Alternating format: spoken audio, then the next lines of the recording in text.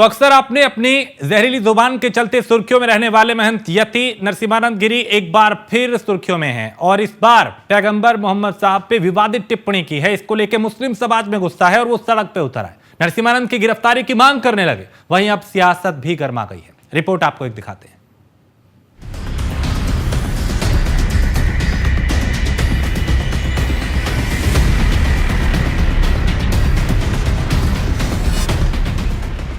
विवादों का दूसरा नाम यति नरसिम्हानंद गिरी कहे तो गलत नहीं होगा, क्योंकि जूना अखाड़े के महामंडलेश्वर और डासना मंदिर के महंत यति नरसिम्हानंद गिरी का विवादों से पुराना नाता है।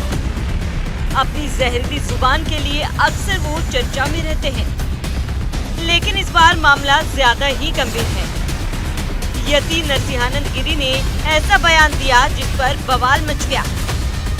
यति नरसिम्हानंद की पैगंबर मोहम्मद साहब पर टिप्पणी को लेकर मुस्लिम समुदाय में नाराजगी है। प्रदेश के अलग अलग जिलों से प्रदर्शन किया जा रहा है। नरसिम्हानंद पर एफआईआर की फहरिस्त में कुछ नई एफआईआर जुड़ गई। हालांकि यह पहली बार नहीं कि जब यति नरसिम्हानंद विवादित बयानों को लेकर माहौल बिगाड़ने के लिए चर्चा में रहे हैं। यति नरसिम्हानंद कौन है, कहां से आए, कब कब मुस्लिमों और महिलाओं को लेकर विवादित बयान दिया, इसको समझने की कोशिश करते हैं। यति नरसिम्हानंद मेरठ जिले में पैदा हुए।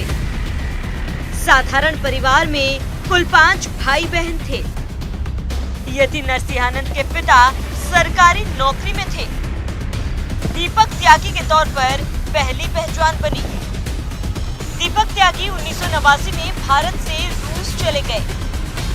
इंजीनियरिंग से केमिकल टेक्नोलॉजी का कोर्स किया।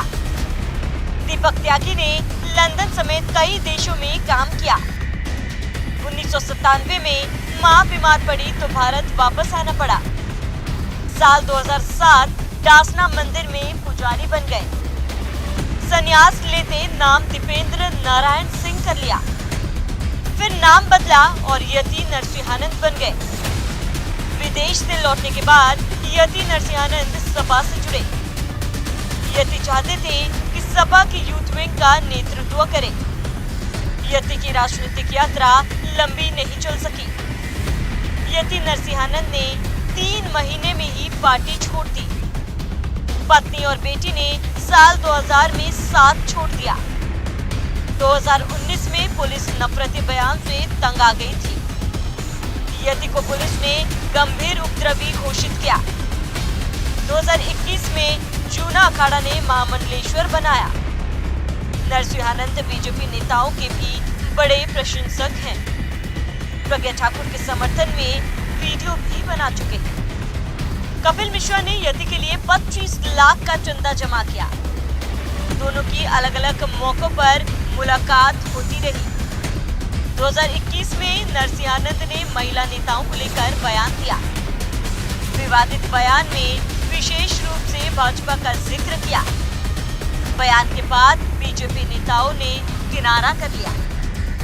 अब पैगंबर साहब पर यति नरसिम्हानंद की विवादित टिप्पणी को लेकर कैराना से समाजवादी पार्टी के सांसद इकरा हसन ने तीखी प्रतिक्रिया देते हुए नरसिम्हानंद पर रासुका लगाए जाने की मांग की।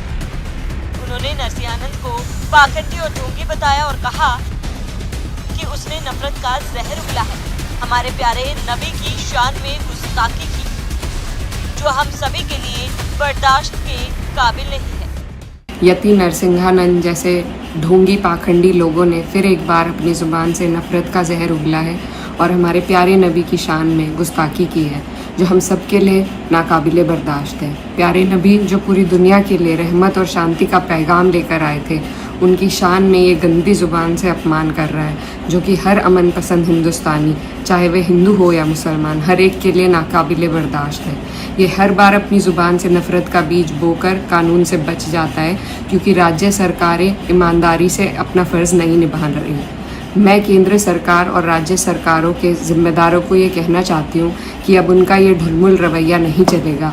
यति नरसिम्हानंद और इन जैसे नफरती पाखंडियों के खिलाफ दिखावटी कार्रवाई ना की जाए, बल्कि हेट स्पीच, यूएपीए और एनएसए की गंभीर धाराओं में इनके खिलाफ कार्रवाई होनी चाहिए, ताकि ये एक नज़ीर बन सके और आइंदा कोई ऐसी जुर्रत ना कर सके। नरसिम्हानंद की आपत्तिजनक टिप्पणी पर सियासी बवाल मचा हुआ है।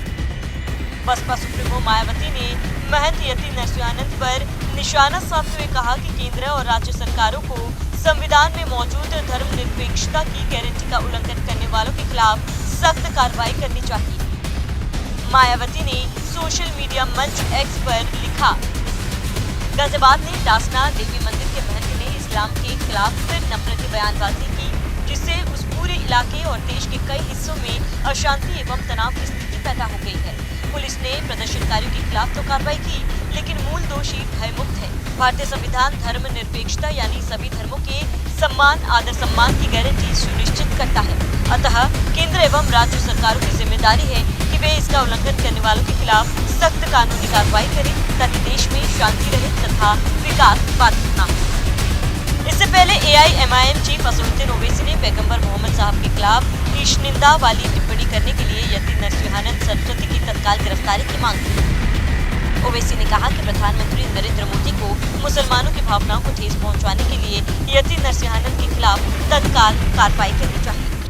ये किसी के भी जज्बात को आप ठेस नहीं पहुंचा सकते इस तरह की बकवास करके, और एक इंटेंशनली बार बार ये आदमी बोल रहा है और इसको एक पॉलिटिकल सपोर्ट है। अब ये बताना है बीजेपी को, प्राइम मिनिस्टर को और उत्तर प्रदेश की सरकार को कि वो बायस नहीं है। अगर वो बायस नहीं है तो इसको अरेस्ट करिए। अगर आप अरेस्ट नहीं करेंगे तो इसका मतलब ये है कि आपका पूरा आशीर्वाद, आपका सपोर्ट इसको हासिल है। और आप देख रहे हैं कि महाराष्ट्र में भी, वहाँ पर भी एक साहब ने इस तरह की बकवास हमारे प्रॉफिट मोहम्मद सल्लल्लाहु अलैहि वसल्लम के बारे में की है। तो पूरे देश में अगर इस तरह से बीजेपी इन लोगों को सपोर्ट करेगी और इस तरह से आप भारत की सबसे बड़ी माइनॉरिटी के जज्बात को ठेस पहुंचाएंगे, तो ये सरासर नाकाबिल कबूल है। ये देश की तरक्की के लिए, देश की मजबूती के लिए ये लोग काम नहीं कर रहे हैं। ये देश को कमज़ोर करने का काम कर रहे हैं, देश के संविधान की धज्जियां उड़ाने का काम कर रहे हैं। और क़ानून तो एक कानून का तो